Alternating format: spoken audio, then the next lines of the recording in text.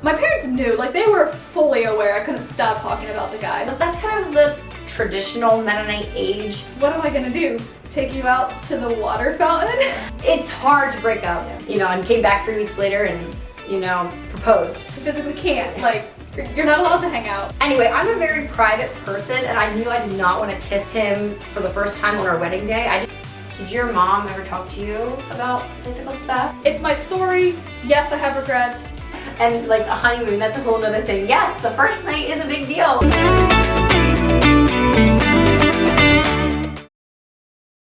Do you drink kombucha? I taste it. I haven't found any that I love yet, but maybe you'll change my mind. Kombucha can be so like gross and vinegary. So I found something. I'm so thirsty, actually. Well, you can have water. No, I won't. I'll pour this for me. I'll pour this for me. And if you don't like it, I will drink it. Oh, it's so pretty. Listen to that. I want to drink it. Oh, listen, it's so refreshing. Just try it. You don't have to like it. It does not taste like normal traditional kombucha, I don't think. This is my prediction. You're not going to like it, but you're going to say it's better than I thought. It's good. I'll drink it. But you don't like it. I still taste like the slight vinegar taste. Yeah. This is the Synergy Raw Kombucha. Are you okay over there? Cosmic Cranberry. It's for, oh, this is different than the other one. Oh, so never mind. I had the very berry, so maybe I don't like this one. I mean, it's not like great, but it's okay. Ew, yeah, I don't like this one near as good. Yeah, let me turn this. No, this is not the one. The very berry one is so good. It is healthy for you, I think. I mean, better than soda or something. But it tastes amazing. So anyway, so this is gonna be a fun one. I'm excited about it. Me too. Yeah, she blinks. Me too.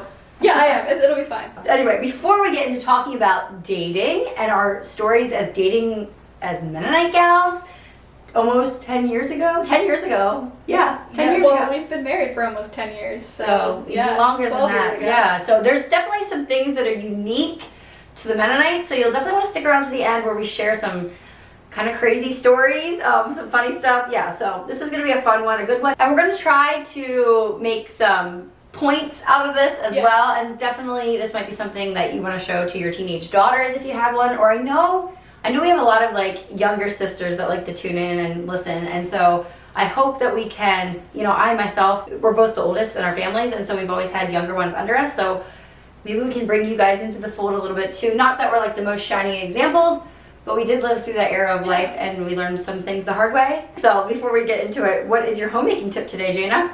Okay, so this is more of a kid tip, not as much as like housework, but me and my boys play this game called What Made You Feel? So I asked them questions. What made you feel happy today? Or what made you feel angry today? Or what made you feel proud today? Or what made you feel brave today? And I ask them all these questions and then they answer, and they're little yet, so their answers are like the skate park, you know, like the one thing, they only remember like one thing from the day and they apply it to all of them. But I think it's great to teach them about their emotions. They're learning to like identify those emotions, and sometimes they say really insightful things. And I don't do it nearly enough, but they love when we do, and they'll ask to play. Let's play the question game, Mom. And so something I want to continue doing, and maybe it can be a way for you to connect with your kids if you want to try it, especially when Jack comes home from school. I try to do it more when he's in school, just to like kind of get a feel for his day without asking, how was your day? So I love that, especially with boys. Like I feel like everybody says that men are raised to like stuff their feelings and to ignore them, and that's awesome. I love that. Yeah, wow. I'm gonna have to use that one. I really like it. Yeah, try it. Yvonne would love it. And I feel like it would be good for me too, just to hear what they were proud of. Like, yeah, it's just so cute. Yeah, it is really cute. And you start it at a young age. Yeah, you know, they might not get everything now, but their answers are hopefully becoming more. And they might start looking for those things too. And especially when you have a school-age kid, you want to pull some stuff out of them for the day. Yeah. It's not like, how was your day? It's a lot more specific. Right. So I love that. That's awesome.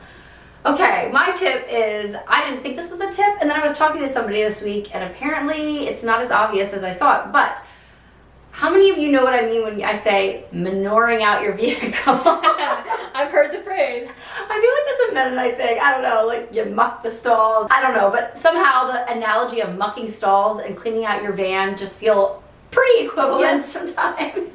Anyway, so what I do is I will I have it started because I have little children, but I want them to learn to help and take accountability for their havoc For the and their manure. trash, for the manure in the van. Yeah, exactly. And so I always just bring out a wash basket and I tell them put everything in the wash basket. You know, books, toys, trash, sunglasses, everything. Just put everything into the. I was gonna say trash can. This probably would be Most the best, of it, yeah. But no, everything in the wash basket, and then we sort through it together, and we throw the things away that need to be thrown away, and like you run around the house and put the things back. You know, why do our vehicles collect such miscellany? Miscellaneous. Oh man, I'm sorry. Anyway, I'm on a streak right now. But yeah, like it seemed very obvious to me, but apparently not everybody does that. So try the wash basket trick. Even if you don't have children that can help you, do it for yourself. It's just like a grand old wheelbarrow, you know, throw all the stuff in, take it in the house, make one trip. How often do you do this great. manuring? Because I feel like I could do it every day. Yeah. Like after every trip. Like you clean the car. I did today. It doesn't last more than 2 trips and it's back to pigsty again. Yeah, I think it helps too. We have leather seats, so they do get clean. And it's a pretty decently new vehicle, like 2018, 2020, something. I don't know. It's pretty new, so it does get clean. That's always more gratifying. Like I actually kind of enjoy cleaning the vehicle out because it's a small contained space, and it starts out so bad, You can see and the you can difference. quickly see the difference. And our vehicle comes with an installed in-vehicle vacuum cleaner. That's awesome. So that's golden too, but you can't do much about that. But if you're vehicle shopping, you can check and see if it comes with one. But yeah, use the wash basket trick. I'm sure it works with other things too. My little son, he's 3 and he has a little wheelbarrow, and after we have a party and there's like Solo cups flying around not alcohol, but Solo cups, trash, all that stuff, he'll go out and just throw everything in there, and he finds out his little treasures and stuff and just collects them all. And yeah, I don't know, it can make it a little more fun. So like we said, we're talking about dating, our dating stories. So I wrote down like some things that I'm glad we did in our dating relationship or in our dating culture. I don't know what you want to call it. And let's not even try to be like the spokespeople for Mennonitism. We're not going to speak for anybody else. Yeah. Well, we did a lot of group dates, I guess you call it, group hangs, whatever you want to say. Like, we're a bunch of us dating single people, kind of like the youth group vibe, but it wasn't necessarily a youth group. I think that was important to, like if you're dating someone and you want to know how they're going to be as a husband, I think it's important to watch them interact with other people. That says a lot about someone. How they treat other girls, how they treat their guy friends, how they treat other authority figures. I wanted to chime in on that one and say the same thing. I have several siblings that did not have near the amount of dating friends that were in the same like stage of life, and so they didn't often do group dates or like friend group stuff, youth group things.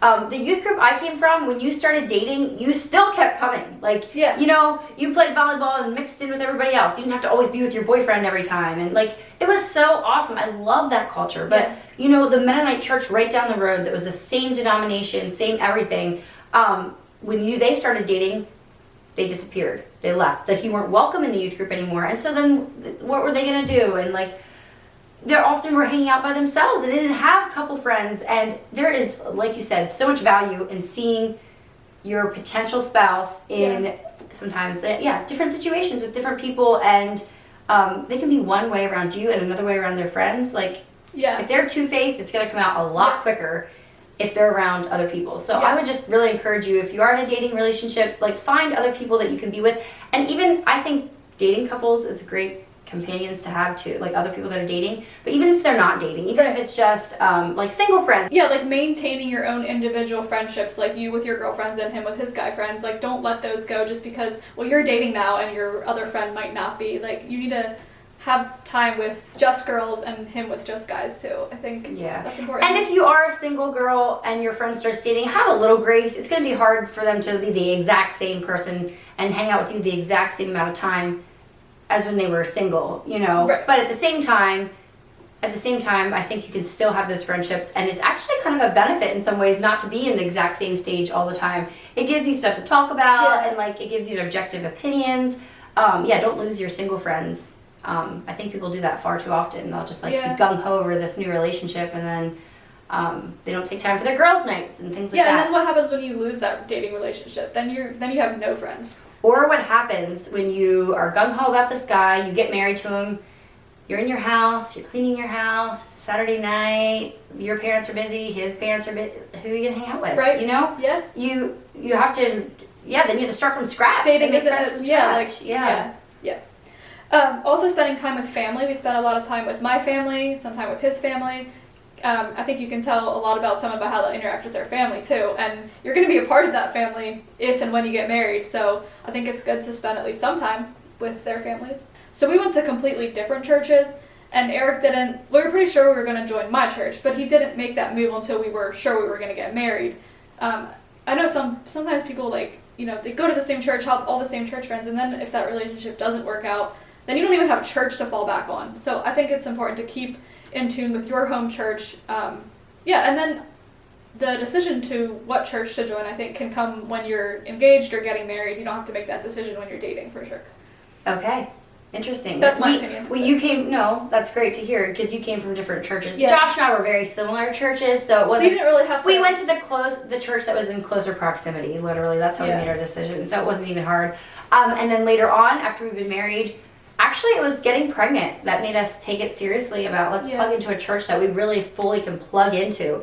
And that's where we went to, we went and found our own church that we were a part of, and neither of our parents are. So before we get into some specific things that we did, that are fun date ideas that I think you can even take into possibly your married dating experiences and stuff too, we thought maybe we'd give just a little recap of our dating stories. I'll go first and make mine pretty short, because you guys can find a whole video about that. I'll put it up here in the cards, where me and Josh drive around to some of our locations of where he asked me out and different things like that. So that's a fun video. But basically, I was in high school, I was 18, I was not happy that I was single. That's kind of the traditional Mennonite age to date when you're 18. I know that's a lot older than maybe mainstream. I think our definition of dating is different too. Yeah. I don't know if dating is the best term, because it's not like we're going to a bar and seeing a different dude every night or something. It's more like a committed relationship that's you're deciding if you're gonna become in a committed relationship or not. But it's not casual necessarily. It's basically auditioning each other to see if you want to marry each other type of thing.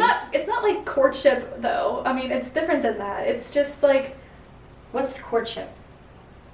Maybe it is courtship. It's pretty much courtship, except we don't do the whole chaperoning thing. I know some churches, I think it's, now that I have children, I think it's a great idea, chaperoning, But no, we would give our children a little more leeway in that area, but a lot of emphasis on youth group and hanging out at youth group things that are chaperoned. And I think 18 is fine for my kids to date. And the question also comes into what happens if you find somebody that you like and they like you back before you're 18. Yeah, what if you're 14 and 15? Yeah, and that's Jayna's story. So I'll just basically our story. Josh asked me out when I was still in high school, and we dated for 2 years.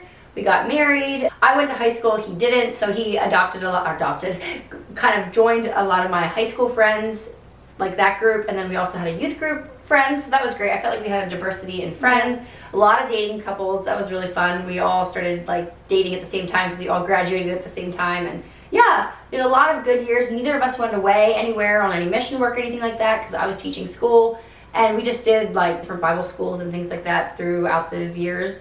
And after 2 years, 7 months, and 20 days, we got married. Oh my word. Don't ask me those stats. Yeah. Anyway, so Josh was 19 when we got married, and I was 20.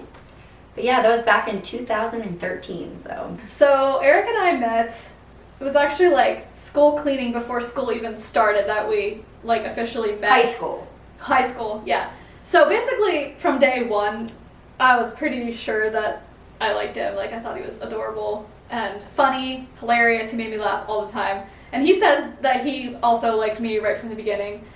I don't think we confessed those feelings to each other till halfway through our freshman year. So it was just all the angst. It was New York City trip. When we went to New York City on the bus, we told each other that we liked each other. Aww. But it was does he like me, does he not? And then we'd be at least you didn't text you. That's great. We didn't have phones. Yeah. Then you're in that awkward we know we like each other. We know And Eric's but what am I gonna do? Take you out to the water fountain? You can't do Sounds that. right Eric. So we coined this term. I mean, now we were pre-dating. So, yeah, you heard of that, right? Pre-dating is when you want to be dating, But you're not allowed. but you're not allowed to. Or you don't have your license, like you physically can't. Like, you're not allowed to hang out, It's whatever. statistically impossible. Right. Yeah. So that's what we did. We would be together, whenever we possibly could. In a group setting, we basically had zero. The only alone time we ever had was we both worked at Green Dragon, and so we would sneak on our breaks together, and we would walk around and get dinner together. Green Dragon's like an outdoor half farmer's an hour, market. and we did get in trouble multiple times for extending our break. So we pre-dated throughout high school. My parents knew, like they were fully aware I couldn't stop talking about the guy. So It wasn't like you were hiding this guy in No. the corner. I was very open. They knew who he was. Yes. He just never came home with you. They or were not anything. his biggest fans, so. Well, now that I have older, Jayna. Get it. I get totally it. get it. My dad was like, he just reminds me way too much of how I was when I was his age. So, and That's how it works, he they was say. young, he was immature, he was careless and irresponsible. So I totally get it. I think they less than the fact that they disliked him. They weren't ready for it. I was the oldest daughter. We had decided we kind of wanted to wait until to officially date until we were graduated. So that's basically what we did. I think we had our first official date a couple weeks before graduation. But That was a lot of years then. yeah, that's 4 years. Yeah. Of pre-dating. So Pre-dating. basically, I summed up our story. We just had one leg of the journey. You pretty much had two. Yeah, and we didn't do alone things. Like we were always with other people unless we could sneak off for a minute here or there. Like we were with our For those friends. years. I hung out with my youth group, he hung out with his youth group, so we basically saw each other at school, which was still every day. And it was very good that we did not hang out on the weekends, at least in the beginning, because we saw each other a lot at school. So yeah, and then we started dating. And we dated for 2 years. And then we got married in 2012. And I was 21 and he was 20. So I think we'll define what dating meant for us. Dating would be that the guy comes and picks you up, Yes. you go do an activity together, maybe going out to eat, or go, bowling or to a ball game, or Yeah. I don't know. We still did a lot with friends, either double dates or group things with people that weren't dating, or family things. But every now and then, I think we tried to do once a month, we'd have an official go out to eat date.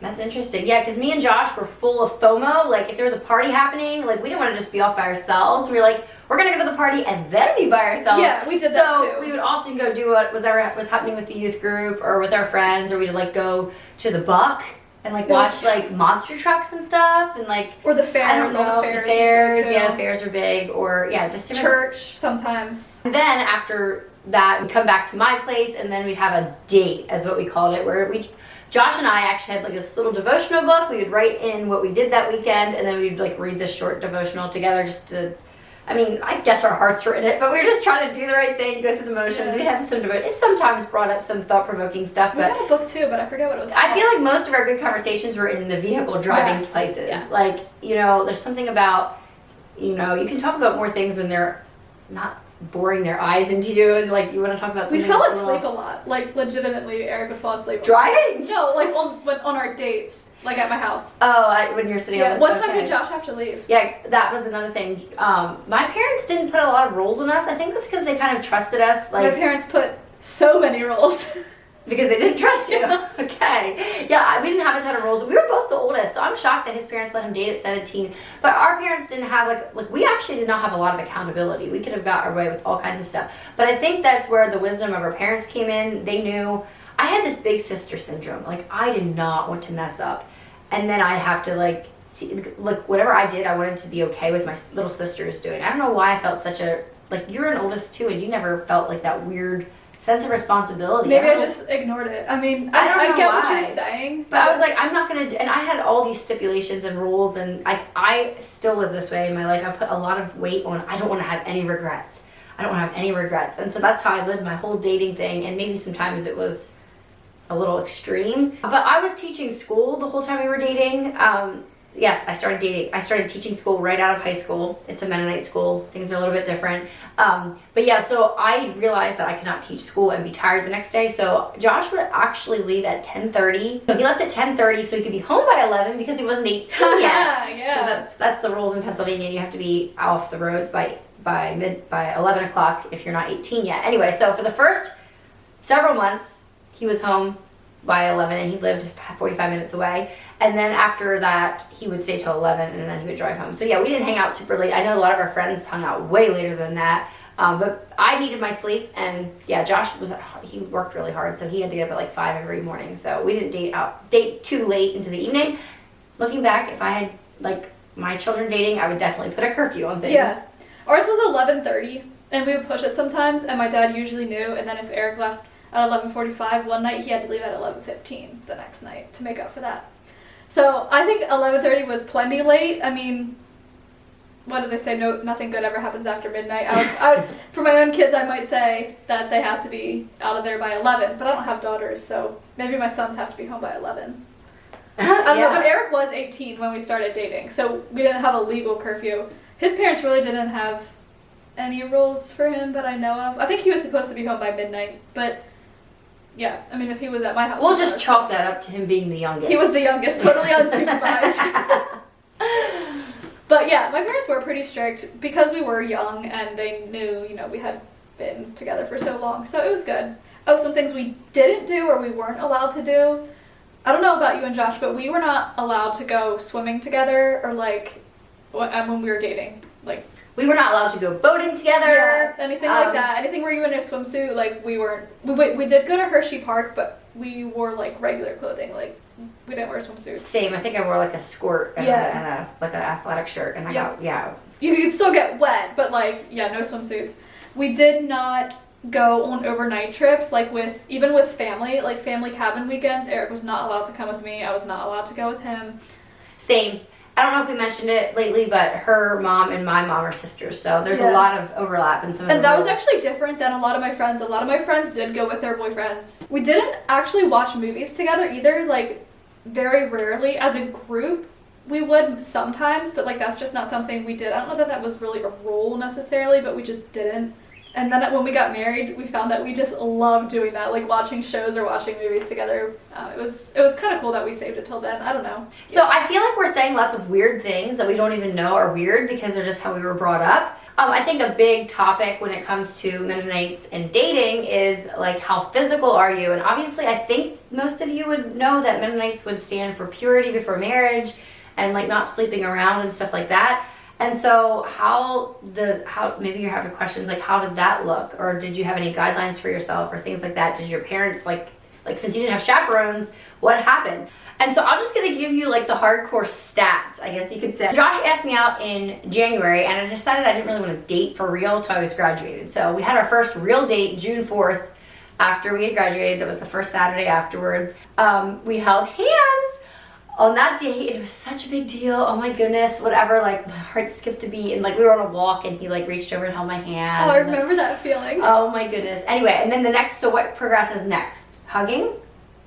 Yeah. Would that be the next thing? So then we would hold hands, and we were always careful not to hold hands in front of people that it would feel awkward. We didn't want to be so coupley, and like I remember, okay, this sounds really ridiculous, but I remember playing volleyball in like big youth group things, and this one couple had to be on the same team, and they proceeded to hold hands. No. While playing volleyball. No. Oh goodness. So we were not going to be Me and Eric weren't even that bad. Yeah. So when we went to youth group stuff, we pretty much just acted like brother and sister. I mean, like we were not like all over each other. Like I wasn't sitting in his lap or anything like that, right?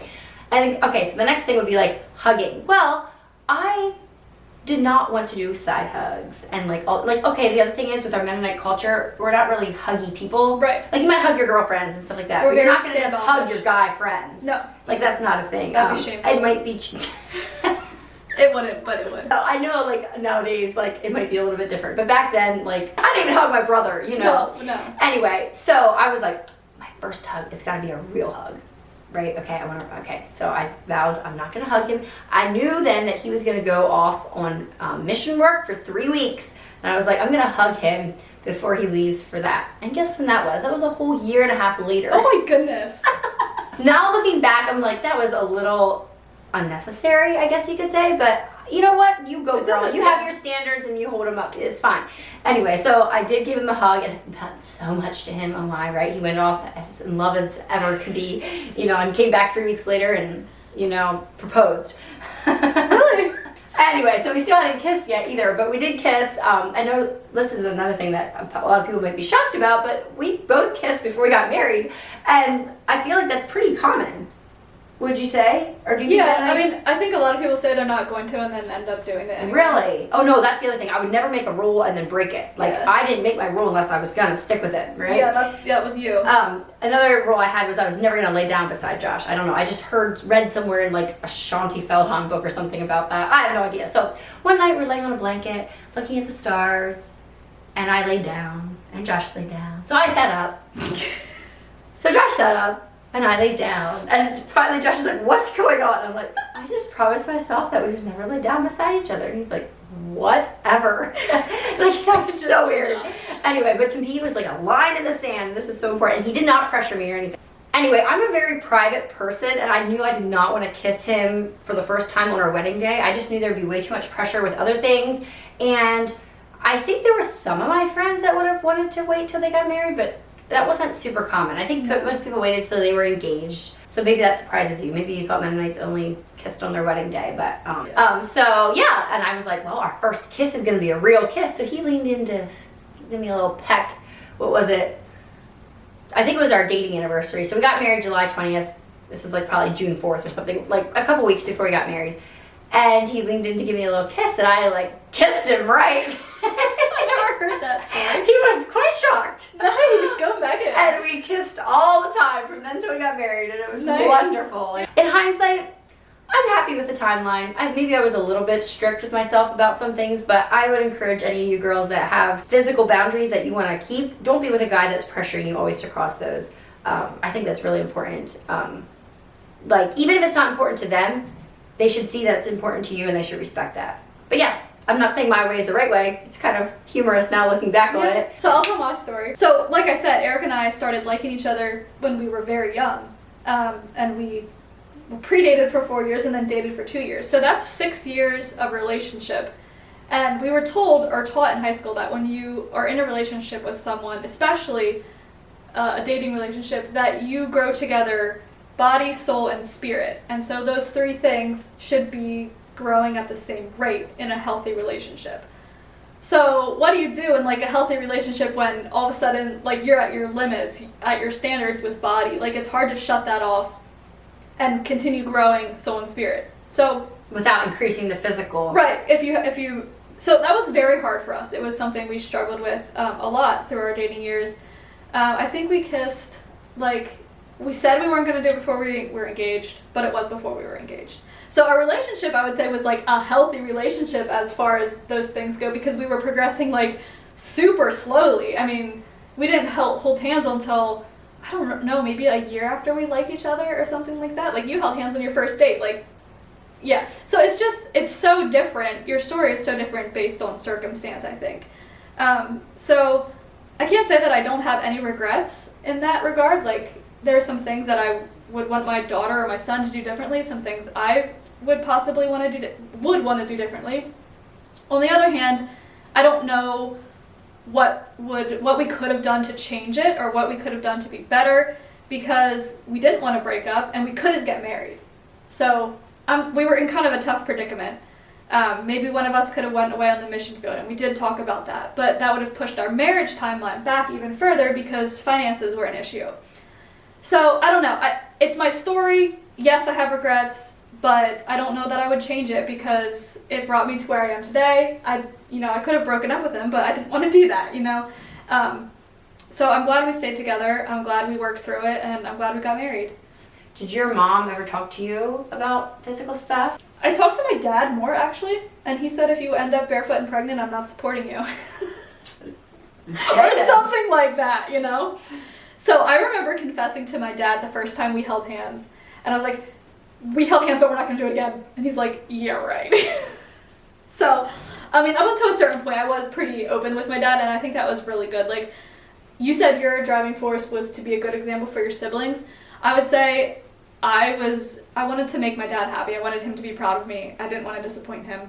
Even more than being a good example for my siblings. I don't know, that was something that was really important to me. We did have, like, a dating standards written out that we both signed, and my dad knew about it. Like, oh, okay. He wanted us to sign them and then give them to him. So we did do that. So like a little contract. Yeah, Like, yeah. we will not do this and we will do that. Yeah. Or he'll bring out the shotgun. Yeah, I can't say that we kept those rules perfectly, but yeah, I mean, that was how he did that.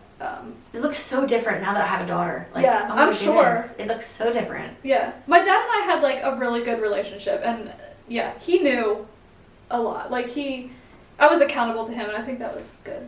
I was a little daddy's girl, I guess. Yeah, like even though we did not go all the way, we still probably crossed some lines that we shouldn't have crossed. And yeah, but like I said, that's our story. And I can't necessarily say I would want to change it, because if something would have changed, I might not end up married to him with the 2 boys that we have. You know what I mean? Like I said before in the miscarriage one, I don't want to rewrite my story. It is what it is, mistakes and not, God can use it. Yeah. Yeah, And and I love it. I love our dating story. Like, I love dating. It was so fun. It was hard, and I was very glad to be married, and our honeymoon was amazing. But yeah, it was fun. Like, dating was awesome, and I think we did a lot of things right. And like a honeymoon, that's a whole nother thing. Yes, the first night is a big deal. It should be a big deal. Yeah. Like, and no, I don't feel like I'm missing out on anything by not having, 20 boyfriends before I got married or anything like that. I mean, like, my first night wasn't awkward. No. Even though I'm a very awkward person, it was like we were both figuring it out together, and like I said, I feel like our relationship was like stopped there. So it was very much the next. I could wait for it. It was the next step. Like, it was very much time for that, and it was it was not awkward at all. We were both very comfortable.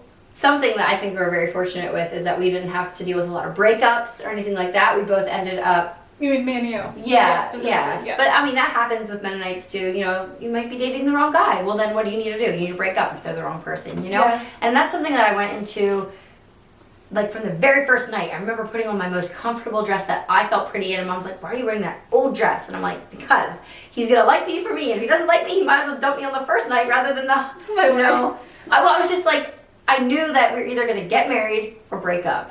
And that's a dumb thing to think about on your first date, because I didn't even know if I liked him, for real. Like, I was attracted to him and everything, but I didn't know him that great. Funny story. So after our first date, we had our first date before graduation. So I think it was like a little graduation party at Eric's house.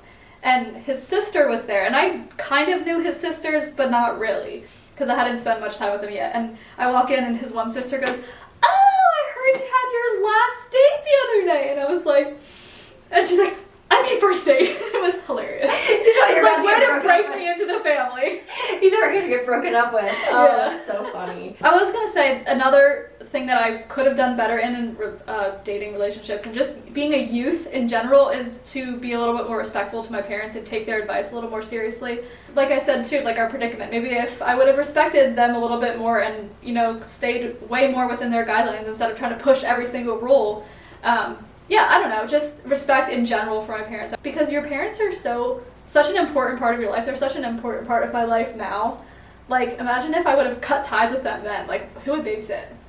Yeah, exactly. And I did want to say, this is your sign. If you are dating somebody that your friends have warned you about and your parents have warned you about, I believe marriage is for a lifetime, and I believe you're going to regret your decision if you go marry that person. Well, we've heard stories in the near future with nobody liking them, especially people that you trust. If you trust them with other opinions in your life, but then all of a sudden they're saying they don't like the guy you're dating, take it seriously. Take that very seriously. Yeah, I mean, sometimes people's opinions don't matter because you don't trust them with your life at all. Like, they don't even have good intentions. I'm not talking about that, but if your parents are like a godly influence in your life on other topics and they're telling you they don't like the guy, or your friends are saying they're acting totally different when they're not around you, it's hard to break up, but it would be way, way easier to break up than to separate later after you're married or something. And I should say that my dad did eventually warm up to Eric. He did. That was just like in the beginning. Yeah, he definitely, like, we had his blessing, my mom and my dad's blessing. When it came time to get married. He just had to earn their trust. Yes, and rightfully so. Rightfully so, yeah. I'm trying to think what other questions anybody might have. I guess drop them down below and we can answer them in our next Q&A if we do another Q&A video. And we can clarify some stuff. I know a lot of things we said might sound weird if you didn't grow up in our culture. And to us, they probably just sounded normal, so we may not even know what questions you have in your mind. Well, I hope this was entertaining and interesting and edifying in some way. And if it wasn't, interesting or fascinating now, maybe we'll just have to play it back in 15, 20 years and it'll be so much more interesting, because I know when my grandma talks about her dating years and how that looked 40 years before our time, you know, it's just so interesting. But yeah, thank you guys so much for watching. And we'll see you in the next one. Bye.